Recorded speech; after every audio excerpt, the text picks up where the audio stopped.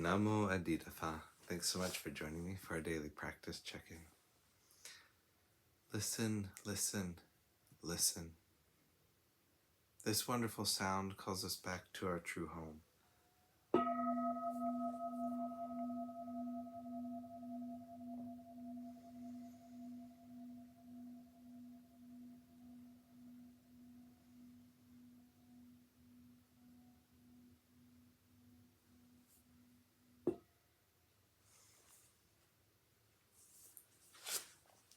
The second mindfulness training. Aware of the suffering caused by exploitation, social injustice, stealing, and oppression, I vow to cultivate loving kindness and learn ways to work for the well-being of people, animals, plants, and minerals. I will practice generosity by sharing my time, energy, and material resources with those who are in real need. I'm determined not to steal and not to possess anything that should belong to others. I will respect the property of others, but I will prevent others from profiting from human suffering or the suffering of other species on earth.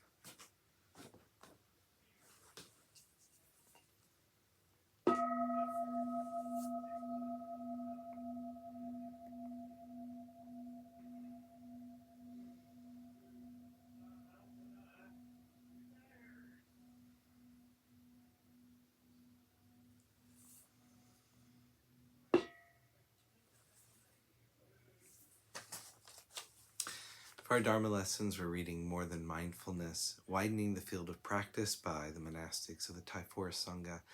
Today we're concluding a talk by Ajahn Karuna Dhammo called Mindfulness and Karma. So, this is just reflecting and using the teachings on karma to realize that we actually have a choice in how we experience our lives. Sometimes karma is thought of as a deterministic, fatalistic law. That's how it is actually taught in some Eastern traditions. That we are essentially under the control of karmic laws that we have absolutely no control over. That is, that some past action has a determined effect in the present or the future. But the Buddha introduced a different concept that we not only experience the results of past karma in the here and now, but how we experience it in the present moment and what moves on into the future is something that we do have this ability to modify through appropriate attention and skillful intentions. We can receive karma from the past in a way that results in less suffering.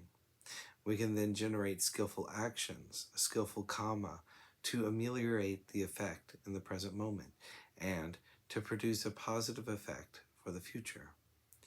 There is this ability to understand and have some control over how we receive karma from the past and how we generate well-being in the future.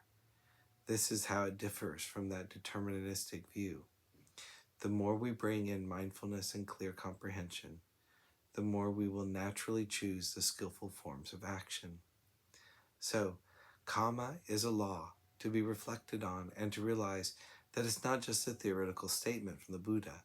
It's something that gives us the power for change, the power to redirect our lives, and the power to move beyond our usual habitual ways of attaining happiness or avoiding pain.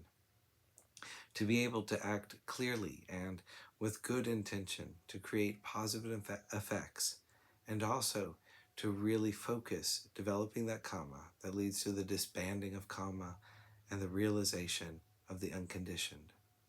When we reflect on all the good karma and the good conditions we have and the opportunity to practice, that gives rise to a sense of urgency. We reflect on karmic action and the results, the sense of urgency, realizing that this is a rare opportunity with all these causes and conditions coming together, and reflecting that time is short. When the end of my life comes, where do I want my mind to be? What state of mind do I want to be in? Debbie was also bringing up a reflection that she received from Ajahn Sucitto, talking about how all of us want to live our lives and how we want to spend our time. Ajahn Sucitto's very terse reflection that he uses to remind himself when he gets wrapped up in the events of the world is just to say, already dead. It brings us back to a sense of, okay, already dead. How would I have wished to have spent my last moments? So to use that as a reflection, to keep on bringing up our mindfulness and clear comprehension and choosing actions that move towards gladdening the mind, settling the mind, and choosing skillful ways of being in the world.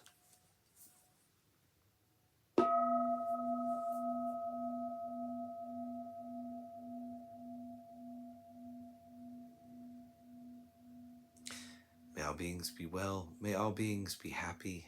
May all beings be at peace. Namo Adida Phat. Thanks so much for joining me today.